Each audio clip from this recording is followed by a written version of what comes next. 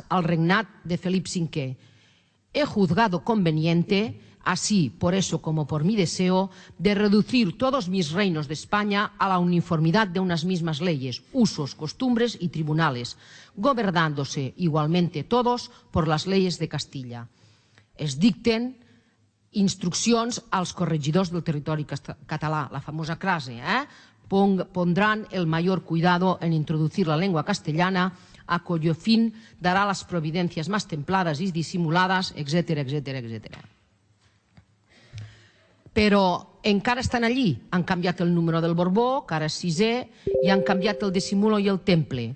Les institucions estatals, els poders de l'Estat, ja no van amb temple i disimulo, van a por ellos. Encara no s'han adonat que no es pot assimilar, uniformar tot un poble que és nació, la catalana. Ells estan amb allò de sostenella i no en mendalla.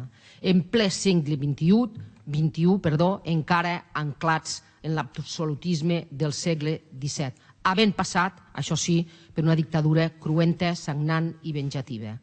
Ara s'han assegut al banc dels acusats, i acabo, la presidenta d'un Parlament democràticament elegida, el govern democràtic i 2 membres de la societat civil, tots ells destacats pel seu pacifisme i esperit demòcrata, i amb tant sentit del deure i d'estat que van portar fins a les últimes conseqüències el mandat pel que havien estat triats.